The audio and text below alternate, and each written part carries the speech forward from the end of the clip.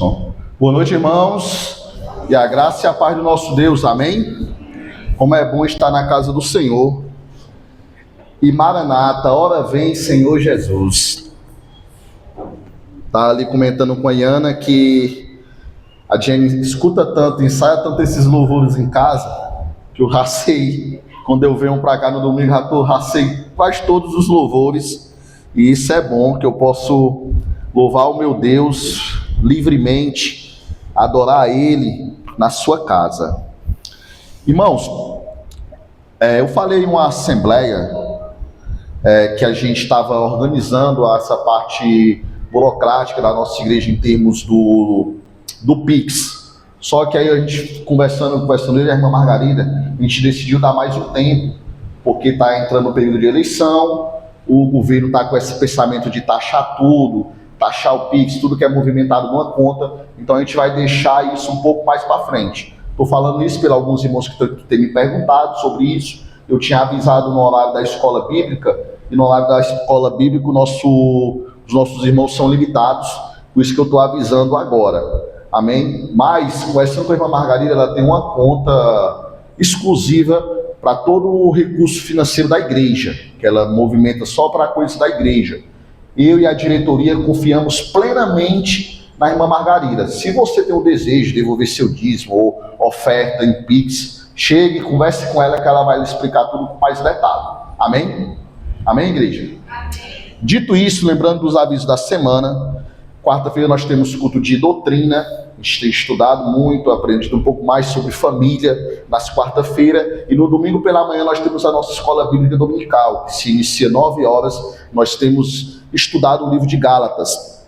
Hoje pela manhã nós tivemos o nosso café da comunhão, coloquei lá no grupo, um momento muito bom de comunhão com os irmãos, com a igreja, tivemos uma pregação maravilhosa com o nosso diácono irmão Tiago, e uma direção maravilhosa, e não tivemos aula propriamente dita, porque a gente foi para o nosso café da comunhão. Sempre um segundo domingo do mês vai ser o nosso café da comunhão. Você que ainda não participou, quiser vir tomar esse café com a gente, se confraternizar com a igreja, sempre no segundo domingo do mês, amém?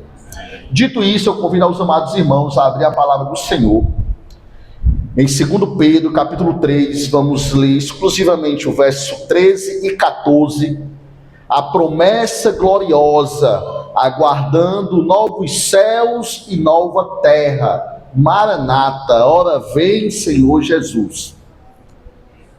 Ora vem Senhor Jesus. Eu estava comentando até com a irmã Margarida hoje pela manhã, que essa série de mensagens falando sobre novos céus e nova terra, sobre a presença do Senhor, a vinda dele, muito obrigado, meu amado irmão, esse encontro com ele tem mexido muito ao meu coração, no aspecto de eu almejar, de eu pedir a Deus que ele venha. Maranata, ora vem Senhor Jesus. A palavra do Senhor no verso 13, fique de pé em respeito à palavra de Deus. Eu quero que o Lucas coloque ali para os irmãos também fazerem uma leitura só aqui no nosso Data Show. 2 Pedro, capítulo 3, verso 13. 13, Lucas. Nos diz assim a palavra do Senhor. Nós, porém, segundo a promessa de Deus, esperamos novos céus e nova terra, nos quais habita a justiça. Por essa razão, amados, esperando estas coisas, esforce-se para que Deus o encontre sem mácula, sem culpa e em paz. Amado Deus, Pai eterno, muito obrigado a Deus pela direção, pelos louvores. Recebe, ó Deus, as minhas lágrimas, Deus. Recebe, ó Deus, o meu clamor e o clamor da tua igreja. Maranata, ora vem, Senhor Jesus. Vem, ó Deus, nos livrar dessas dores. Nos livrar, ó Deus, das perseguições, dos sofrimentos, ó Pai. E que possamos, ó Deus, nos aproximar de Ti, ó Deus, para Te adorar. Diante de nós, ó Deus, está aberta aqui a Tua palavra, pois nos traz, ó Deus, o entendimento dela, nos revela. É o que eu te peço em nome de Cristo Jesus. Amém. Pode poder sentar, irmãos. Irmãos, se você soubesse que hoje o Rei do Universo, o Rei dos Reis, chegaria à tua casa. Se você soubesse que hoje você ia receber essa visita extraordinária, como você passaria as próximas horas? Você correria para arrumar a casa, para limpar, ajeitar os pequenos detalhes? Ou você correria para esconder algo, mudar algo que poderia te envergonhar, que poderia causar olhares? Ou você descansaria na alegria de sua vinda, na alegria de receber essa visita tão extraordinária? Quando nós sabemos que vamos receber uma visita, nós preparamos todo o ambiente, toda a casa, separamos a melhor louça, o melhor tapete, limpamos o sofá, tiramos as telhas de aranha, preparamos tudo. Vixe, hoje eu vou receber esta pessoa. Então você imagine você receber o Rei dos Reis. O que você faria nas próximas horas? Essa atitude de uma expectativa de vivermos novos céus e nova terra deve fazer uma diferença muito grande em nossa vida pessoal. E deve fazer uma diferença muito grande em nossa vida sabermos que vamos encontrar com Jesus, o nosso Rei. Essa passagem significa que Ele nos encontrará. Mas como Ele nos encontrará? Como Ele vai nos achar? Em paz, tranquilo, limpo, com roupas limpas, tudo organizado. Não terá nada para nos acusar de alguma conta, nos acusar de algo. Como Ele vai nos encontrar? De modo que nós não seremos envergonhados na sua vinda, na sua chegada. É isso que tem que vir em nossa mente. Nós lemos domingo passado em 1 João, capítulo 2, verso 28 e 29. E agora, filhinhos, permaneçam nele, para que quando Ele se manifestar, tenhamos confiança e não sejamos envergonhados, tendo que nos afastar dele no dia da sua vinda. Se sabem que Ele é justo, reconheça também que todo aquele que pratica a justiça é nascido de Deus. O tribunal de Cristo será um acontecimento grandioso, no qual teremos de prestar contas do serviço que estamos realizando para Deus, do serviço que estamos realizando para Ele. É melhor encontrar o Senhor em paz do que Ele está lutando contra nós com a sua palavra. É melhor encontrar o Senhor se orgulhando de nós do que encontrar Ele nos julgando, nos punindo através da sua palavra. Se formos crentes que verdadeiramente espera por sua volta, se formos sábios e servidores prestativos ao seu serviço e praticante da sua vinda e da sua obra, não temeremos. Apenas estaremos aguardando, com roupas limpas, com vestes limpas, com uma vida santa e piedosa. Não teremos medo, nem seremos envergonhados. É verdadeiramente aquela pessoa que por costume próprio já mantém a casa toda em ordem, que não vai precisar mudar nada, esconder nada. Encontramos com Ele sem mácula, irrepreensível, pois Jesus Cristo, Ele é o Cordeiro, sem defeito, sem mácula, e todos devem esforçar-se para seguir o seu exemplo. Qual a postura que devemos ter? Qual a expectativa que devemos ter em nossa vida quando estamos aguardando a vinda do Rei dos Reis? Uma expectativa ativa em nossa postura. A vida cristã é essencialmente uma vida de espera. Uma vida de espera.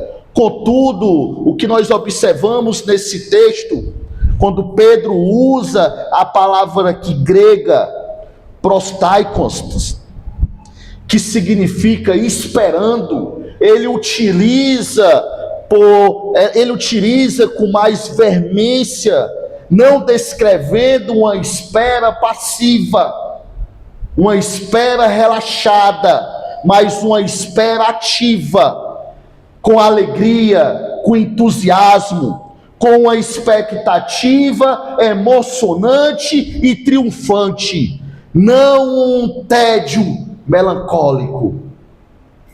Não é aquela visita que tu vai receber por acaso, tipo aquela, como é que eu posso dizer, aquela sogra que você não gosta e vai te visitar. Oxi, eita, a mãe do Adriano vai vir aqui hoje. Vou ter, não, estou dando um exemplo para não botar outro exemplo, né, amor? Vai vir aqui hoje. Vixe, vou ter que ajeitar isso, que ela repare em tudo. O que é que eu vou servir a ela, que ela é crítica que só com a comida?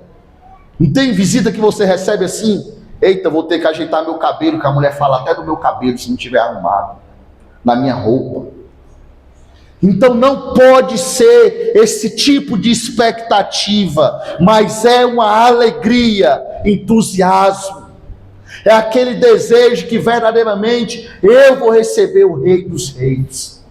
Eu vou receber o meu Deus, o meu Redentor. É uma espera vigilante. É aquela ideia que você vai o tempo todo na porta, abre a porta, passa um carro, vixe, não é ele, pensei que era ele. Aí fecha a porta, aí fica. Aí o marido chega e diz, tu está esperando quem? Estou esperando o Rei. Estou esperando o meu Deus. E ele não chega. É uma espera vigilante, como uma expectativa que um vigia tem quando ele aguarda o romper da alvorada, ou de uma noiva que espera o seu amado, ansioso, mas uma ansiedade santa, uma ansiedade piedosa. Pedro, ele inicia este versículo, o verso 13, dizendo: nós, porém, segundo a promessa de Deus. Quem é que promete? É o nosso Deus. Esperamos. No verso 14 ele inicia o termo amados, esperando, nos lembrando-nos que o fundamento dessa espera é o amor de Deus e é o nosso amor por Ele. É isso que Pedro frisa aqui. É uma espera com amor. Não é uma espera por medo, ou uma espera por obrigação, mas é uma espera verdadeiramente de alguém que ama a Deus, que ama a Cristo. Esperando estas coisas, refere-se ao que foi dito nos versículos anteriores, que a dissolução do sistema mundial corrompido, o surgimento de uma nova criação criada por Deus acontecerá, e não mais frequentaremos esse ambiente sofredor. Esta expectativa deve funcionar como filtro para as nossas prioridades diárias. A prioridade diária do crente é esperar Cristo Jesus, o nosso Senhor. Se cremos que este mundo passará, porque vamos investir o nosso tempo, os nossos tesouros, o o nosso suor nele. A expectativa ativa nos leva a avaliar os nossos valores. Muitas vezes vivemos como se esta terra fosse a nossa morada permanente, mas a Bíblia nos chama de peregrinos e estrangeiros. Peregrinos. Quando Pedro diz para esperarmos estas coisas, ele está nos chamando para um desapego santo das vaidades temporais, das vaidades que temos, dos apegos que temos às coisas que vão se acabar. Essa espera molda o nosso caráter em primeiro lugar. Essa espera transforma o nosso pensamento e as nossas atitudes. Eu quero esperar que o reino de Deus nos transforme em um todo, não apenas em um momento. É o que nós esperamos, não apenas porque estamos estudando essa passagem, mas porque verdadeiramente temos que ter uma vida de espera em Cristo Jesus. Quem espera o reino de Deus não pode se conformar com as injustiças deste século. Não pode achar que tudo está normal. Não, o mundo está corrompido pelo pecado, pela imundície, pela desobediência a Deus. Então não podemos nos apegar a esse sistema. A expectativa gera uma tensão santa. Vivemos no já, mas ansiamos pelo ainda não. Vivemos o já, mas ansiamos pelo ainda não. Esta postura nos protege contra o desânimo nas tribulações, pois sabemos que a glória que em nós será revelada não se compara com os sofrimentos do tempo presente. Então não podemos ver as consequências do sofrimento, das doenças e nos desanimar, esfriarmos e colocar um fardo, um cansaço sobre nossas vidas que não existe mais. Porque o Senhor, Ele tem carregado todo o nosso fardo. Mas para isso nós temos que ter essa certeza de uma eternidade com Ele. Vamos enfrentar lutas? Vamos. Porque o pecado e a desobediência faz parte desse sistema. Mas não podemos nos desanimar. Pelo contrário, que essas lutas, essas tribulações nos aproximem de Deus. Em Romanos 8, verso 18,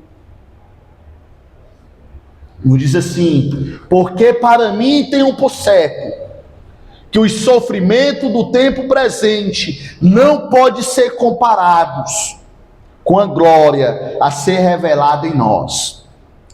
O versículo aqui destaca que a futura glória que será revelada em nós supera qualquer dificuldade atual, qualquer sofrimento, qualquer aflição do tempo presente.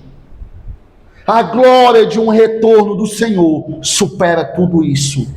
Esperar significa manter os olhos no horizonte da promessa de Deus. Mesmo quando as circunstâncias ao redor parecem caóticas, mesmo quando o barco que estamos parece que vai afundar, mas nosso Deus diz que tem cuidado de nós.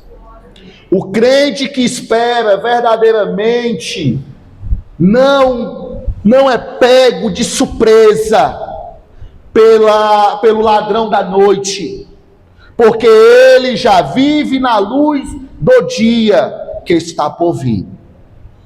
Essa consciência escatológica deve impregnar cada conversa nossa, cada decisão de negócio, cada momento de lazer. Tem que ser priorizado, olhando para o autor e consumador da nossa fé, e olhando para a promessa de Deus em nossa vida. em nossa vida. Estamos esperando o Rei, e essa espera define quem somos neste mundo. Define quem somos nesse sistema caótico que vivemos.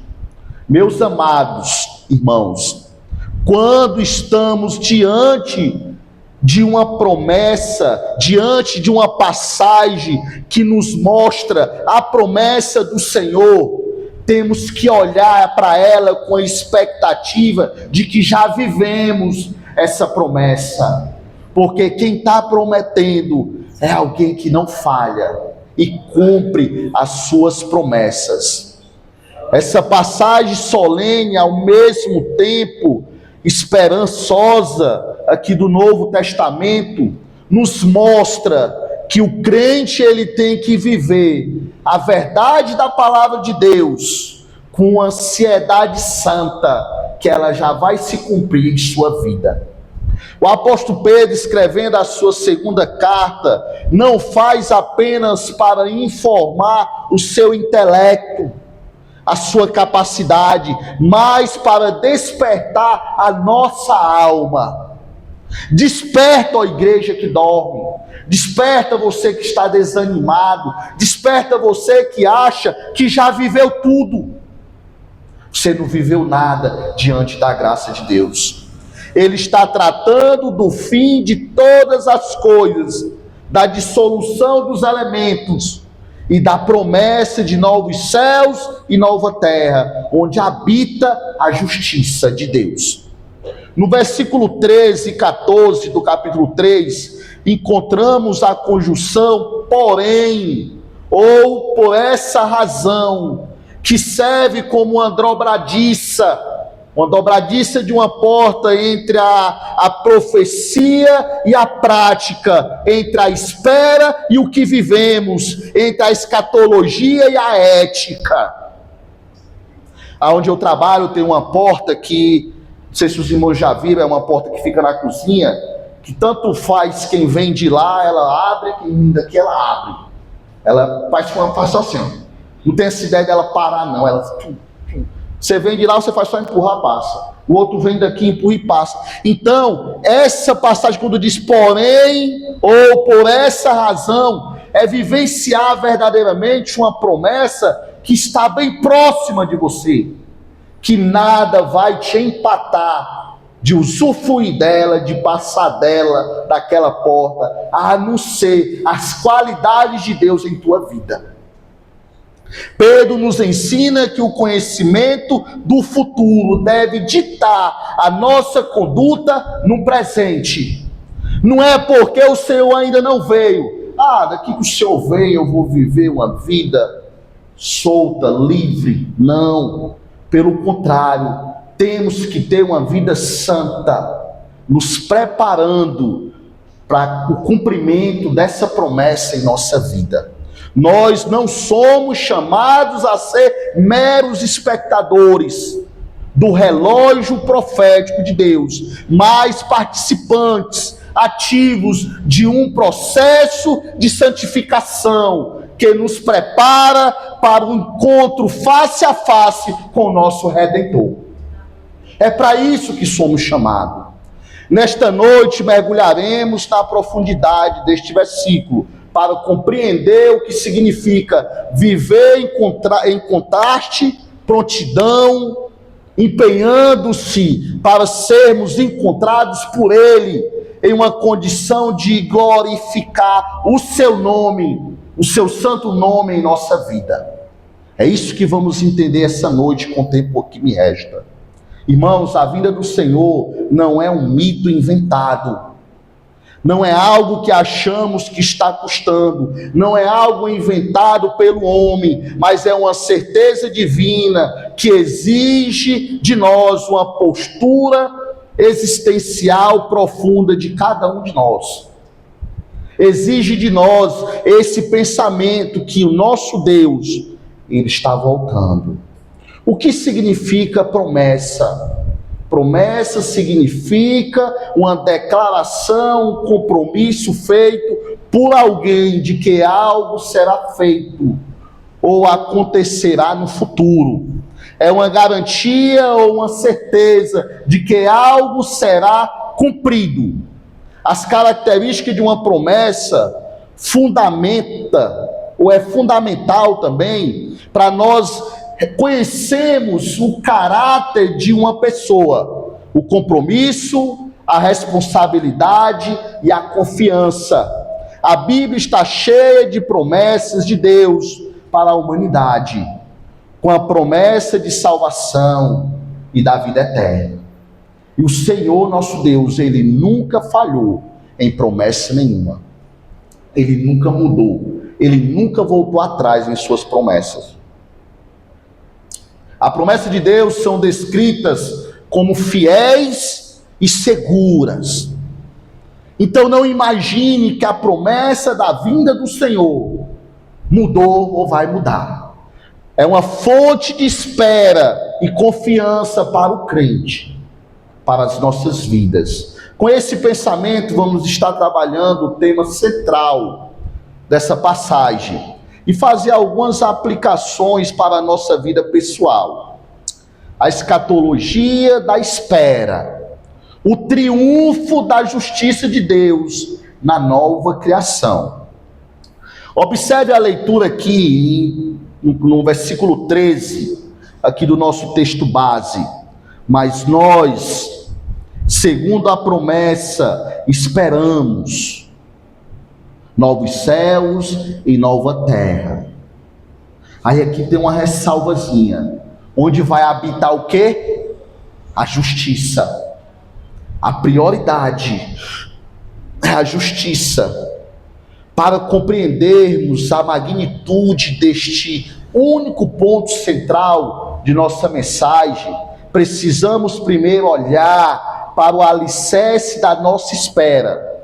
O alicerce da nossa espera está baseado em quê? Segundo o quê? A promessa de quem? De quem, igreja? De Deus.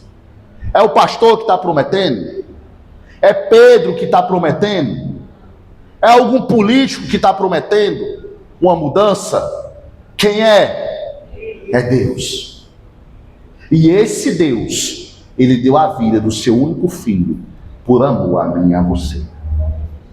Esse Deus, Ele comprou a nossa vida com o sangue precioso.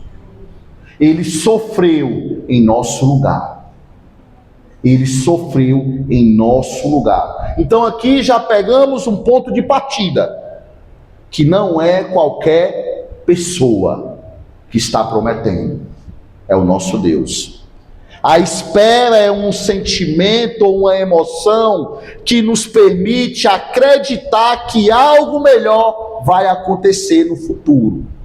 A expectativa de que algo positivo ocorrerá, mesmo quando as coisas parecem difíceis ou impossível, mas que vai acontecer.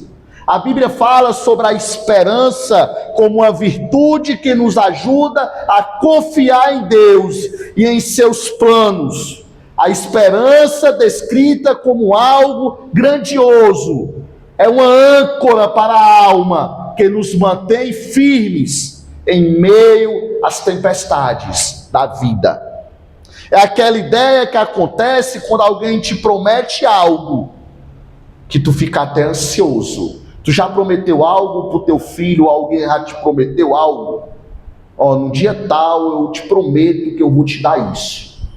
Vixe, se for uma criança aí, ele nem dorme, fica naquela ansiedade, pois essa promessa tem que gerar em você uma vida santa e piedosa, ao entender que o Senhor promete que vai voltar. A importância da esperança em nossa vida é grande e nos ensina a superar a adversidade, nos ajuda a superar os desafios e as dificuldades, porque sabemos que o nosso Redentor, Ele vai voltar para acabar todas as dores e todas as lutas.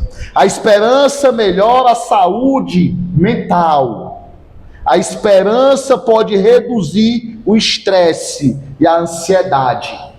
A esperança nos motiva a tomar ações para alcançar os nossos objetivos. Às vezes estamos ansiosos com as coisas desse mundo, estamos sofrendo alguma crise de ansiedade no trabalho, na escola, na vida pessoal, no casamento, na relação, ao ponto que adoecemos, que vamos procurar psicólogos, vamos tomar remédio. Irmãos, entenda, se a tua esperança está em Cristo Jesus, essas coisas são passageiras. Essas coisas não podem ditar a tua vida, essas coisas não podem te escravizar, porque a tua esperança é em Cristo Jesus. A esperança cristã não é um otimismo vago, é um desejo positivo de que as coisas melhorarão, que as coisas vão melhorar. Ela está ancorada no caráter imutável de Deus, que o nosso Deus, ele não muda. A palavra esperando no grego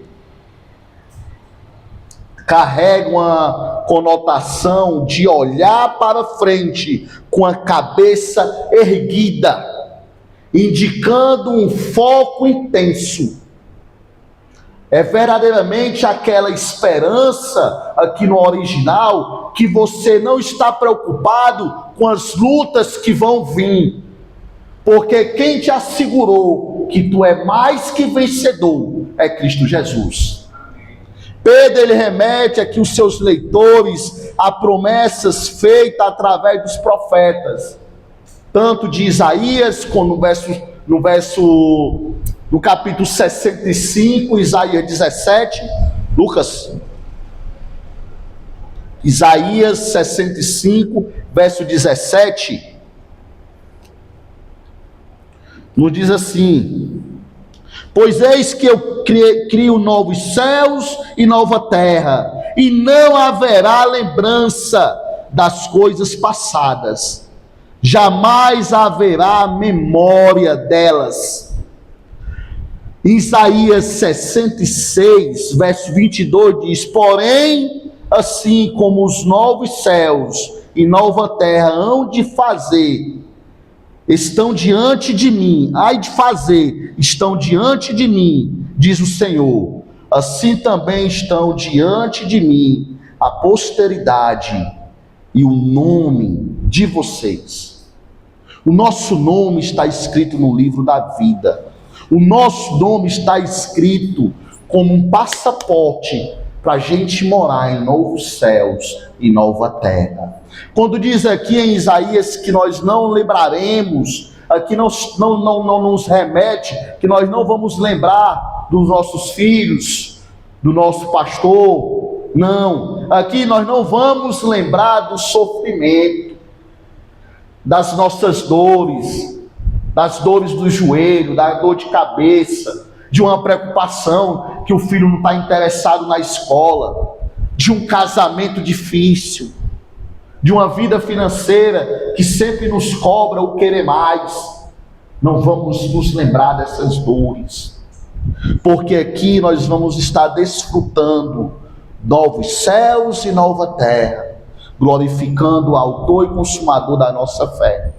Quando Deus promete o tempo aqui, quando Ele promete, o tempo aqui é apenas um detalhe, pois Ele é o Senhor da eternidade, Ele é o Senhor do tempo. Então, se para nós é um tempo que está custando, para nós é muita luta que estamos enfrentando, é porque Deus está moldando o nosso coração. Ele está cobrando de nós limparmos a casa para receber a sua visita. E muitas vezes nós adiamos essa limpeza, varrendo apenas o lixo para debaixo do tapete, escondendo as nossas limitações, os nossos pecados, as nossas falhas. Aquilo que o Tiaguinho falou domingo pela manhã é essencial no retorno do Senhor. Aquele se ajoelhar e dizer: Pai, me perdoa, que contra ti somente pequei. Me ensina, Deus, limpar a minha casa, para aguardar o teu retorno. Quando Deus promete, o tempo é apenas um detalhe. A palavra grega para esperar ou aguardar, protokân, indica uma expectativa ativa, um aguardar vigilante, como alguém que espera ansiosamente pela chegada de um filho. Quando uma mulher engravida, ela fica ansiosa para ver o rosto do filho. É por isso que quando a criança nasce, o doutor mostra logo para a mãe. Bichinho feio, parece um joelho. Mas a mãe olha e diz assim: "Oh, meu filho, tão lindo." Porque ela estava ansiosa pelaquela espera, ansiosa. Então essa mesma ansiedade com alguém que, quando eu já fiquei sem energia e ligando para a Enel e nada de um carro vir e a casa tudo no escuro, eu fiquei ansioso para que amanhecesse o dia, para acabar a escuridão, ou que a minha energia voltasse. Então é essa espera para acabar a angústia, a escravidão. Não é uma espera passiva, mas uma orientação de vida ao falarmos de novos céus e nova terra. O termo grego aqui utilizado para esse texto, kaionos, não é neos. Há uma diferença. Aqui no grego, quando Pedro fala, se ele estivesse falando kaoneneos, ele estava se referindo a um novo céu no tempo que algo poderia ser criado. Mas quando ele fala aqui kaonos, ele se refere ao que é novo, em qualidade renovada, restaurada para um estado de superioridade e pureza. O Senhor, ele não vai jogar fora a sua criação, que somos nós. Ele vai transformar. Então Pedro, quando ele usa esse termo no original, kaionos, ele está dizendo que Deus vai trabalhar em nós, nos transformar à sua imagem e semelhança, sem corrupção, sem maldade, sem dor, apenas tudo aquilo que representa Ele. Tudo aquilo que representa Ele. Ele não vai fazer um novo Adriano, de manchar e fazer, Ele vai transformar. Ele não vai fazer um novo Márcio, Ele vai transformar. E essa transformação, meus amados irmãos, ela não começa lá. Você não vai ter que passar pela porta do novo céus e nova terra e Ele, agora eu vou te transformar. Não, Ele te transforma aqui. Ele vai te quebrar aqui. Ele vai te limpar aqui. Isso nos ensina uma verdade teológica profunda. A escatologia bíblica não trata da aniquilação total da matéria, mas a existência puramente espiritual, etérea, mas da redenção, purificação total da nossa vida. Então, por isso que nós temos uma participação no retorno do Senhor.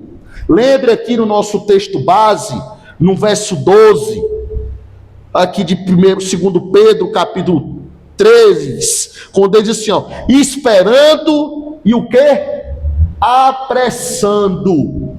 Então nós temos uma participação. Deus, ele não joga fora a sua criação, ele a reafina, ele alinha novamente para fazer a sua vontade.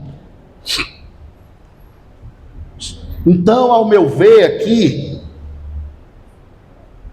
o termo grego aqui, kaionos, no grego, é um adjetivo que significa novo, mas no sentido qualitativo, indicando uma nova criação, distinta da velha criação, algo renovado, purificado, limpo, transformado em relação à terra do passado, diferente da terra que estamos vivendo hoje.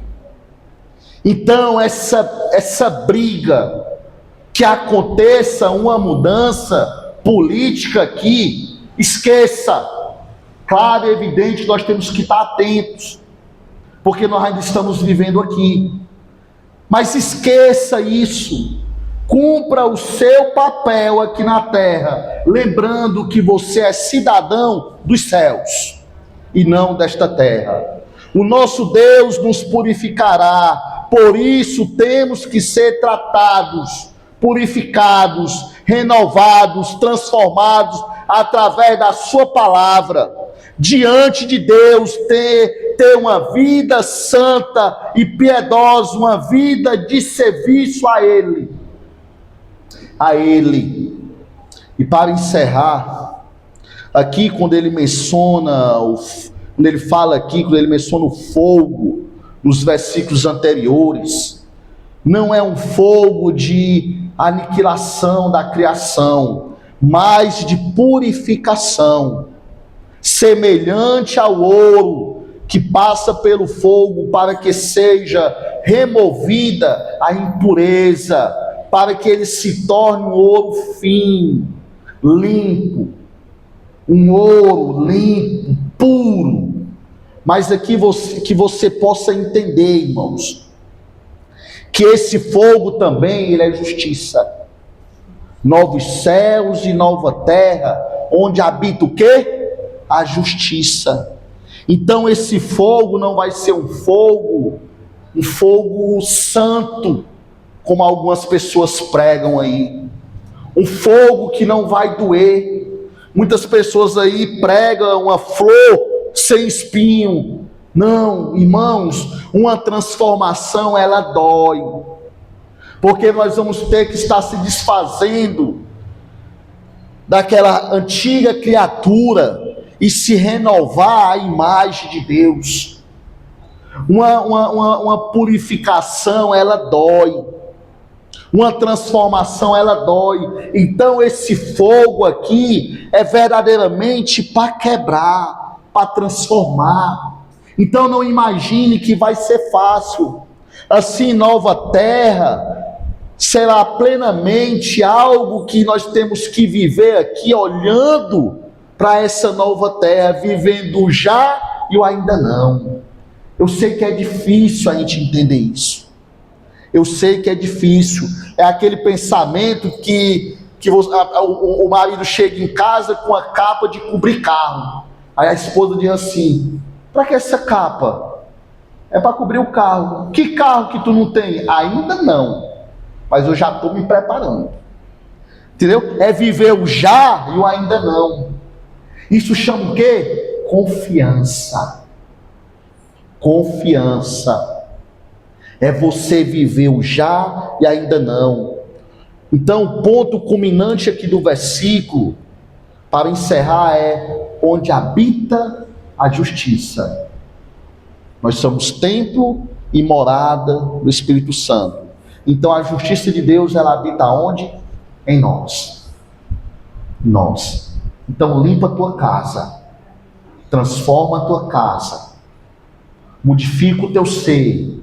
Transforma a tua adoração, que a essência de Deus, ela tem que fluir, para Ele voltar e visitar aquilo que pertence a Ele. Amém? Vamos ficar de pé, vamos orar ao Senhor. Tinha outro louvor, Jenny? Eu não vi lá não, por isso que eu não... Você botou lá, não, eu não vi, perdoe, vamos, passa a bola para frente, viu? Oremos. Senhor Deus, amado Pai, muito obrigado, ó Deus, pela Tua palavra, Senhor, em nossa vida. Nos ensina, ó Deus, a vivermos, ó Pai, novos céus e nova terra, a olhar, ó Deus, por agora e querer, ó Deus, ansiar pelo Teu retorno. Nos ensina, ó Deus, a cultivar em nossa vida a essência. Pai eterno, agradecemos a bendita esperança que arde em nossos corações. Obrigado porque este mundo de dor não é o nosso destino final.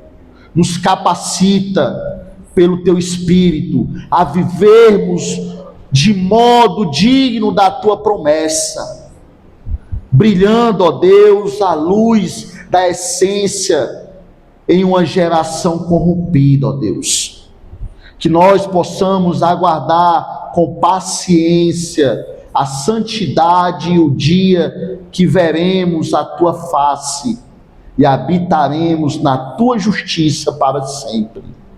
E que a graça do nosso Deus, o amor do Pai e a comunhão do Espírito Santo esteja sobre cada um de nós. E a igreja do Senhor diz: amém. Desde já agradeço a direção, agradeço a cada irmão. Lembre dos nossos compromissos da semana, lembre do nosso culto de quarta-feira, amém?